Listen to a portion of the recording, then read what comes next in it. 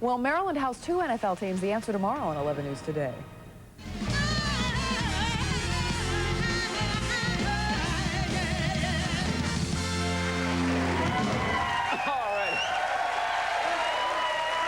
In September, my next guest surpassed what many consider to be the most unbreakable record in the history of professional sports. By playing in 2,131 consecutive baseball games, he broke a 50-year-old record set by Lou Gehrig.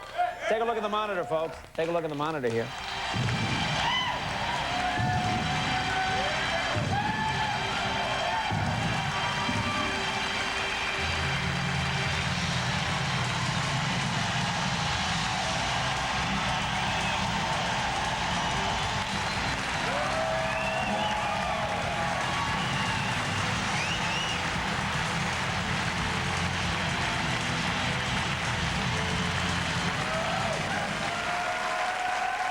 From the Baltimore Orioles, we are proud to have with us Cal Ripken, Jr.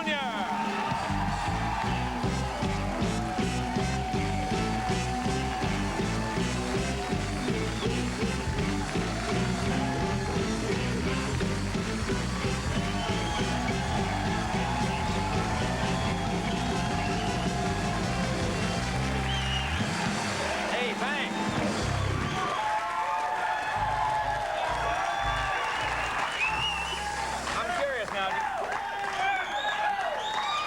Now, that was September 6th.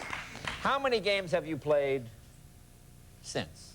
What's the total number? Have you been keeping count? Because we had it up there as you came by. I'm just curious. No, no peeking. What would you guess?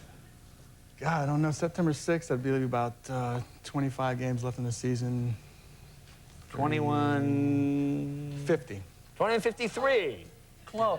Oh, I'm sorry you lose. I'm sorry. I was thinking about this. You know, your 2 children, they can never skip school in their whole lives. You know, I mean, they can, you know, there's nothing they can ever do, but Daddy did it, because then you have, and it's documented. I'd like to, I missed school quite a bit, I think. Did you really? She missed every Monday. You know, they asked me that because of the consecutive game streak, they examine every part of your life. It's terrible. And one of them is they thought I was obsessed with being there every day for school, but I think I was as normal in that regard as anyone else. I like to stay home and trick your mom that you were sick when when there was an important test. Now, describe that moment. I mean, if it's possible, when you see that whole stadium and thousands of flashbulbs, I mean, it must be... I don't know how you put it in words, but give it a shot. Whew. Seeing the footage, I hadn't seen that since that night, and it kind of brought back all the memories and all the emotion and all the power of September 5th and September 6th. I don't know, it's just one of those experiences that you can't prepare for, that it just seemed to build as we went on, and I got such positive attention from it. I didn't know how it was going to come down, but the way it all unfolded, you know, it's one of those experiences in your life that you remember that are so positive that you kind of remember back with a little bit of a haze around it. For me personally, it's like the birth of my 2 children. I happened to be there for that.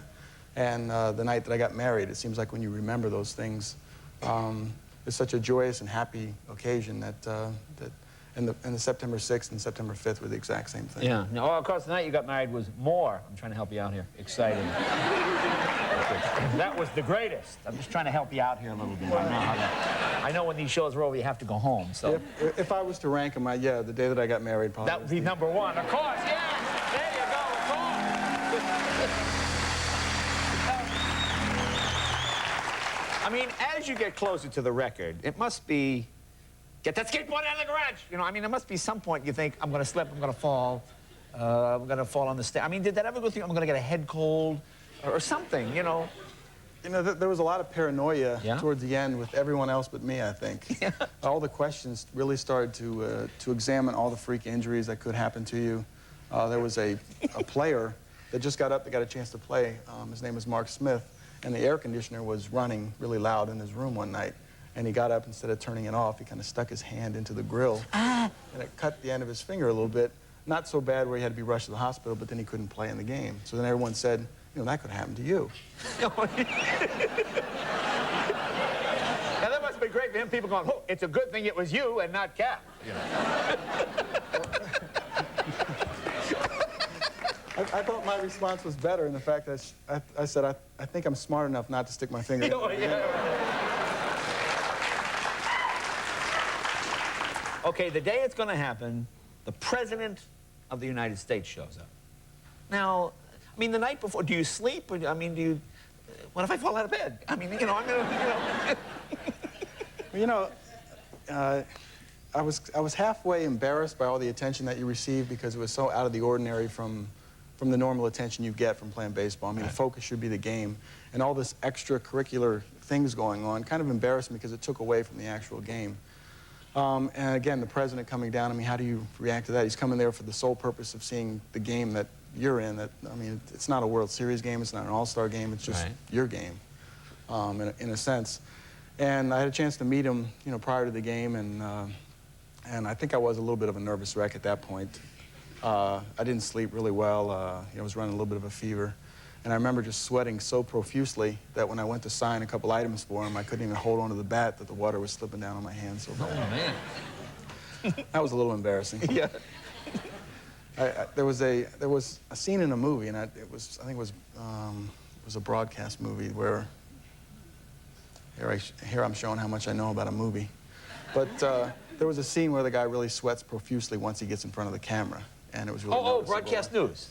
Yeah, oh, the Albert, oh, yeah, yeah. And he gets the big stains, and he gets, yeah. That was me that night. Now, how about your children? Did they sort of understand? I mean, I know your son is, what, he's 2, so he's probably a little young, but your daughter is it 6, did you say? Yeah, my daughter just turned 6, and my son is a little over 2. My son just really enjoyed the noise of the whole night. Right. Clapping and yelling and screaming. He did throw out the first pitch. You know, he shared that honor with my daughter. But my daughter, I think, knows a little bit about it. And she's at a point that she asks a lot of questions, and you try to explain things to her and try to keep things into perspective as best you can from, you know, a father and a mother to your child. And I think the greatest ways that was explained to my daughter, my wife did an outstanding job. She said, Daddy's just having a special day. And, you know, just like September 6th, which was a Wednesday, was the first day of school, she says, you two share the same special day. You get to go to school on the first day, and you have the special day in the morning, and then Daddy has a special day in the evening. Well, that works and out. it was a simple way to do it, but I think she really registered a little bit better for her then. Well, that's great. You know, it's a pleasure to have you. Before you go, can I get you to sign my Cal Ripken book here? Cal,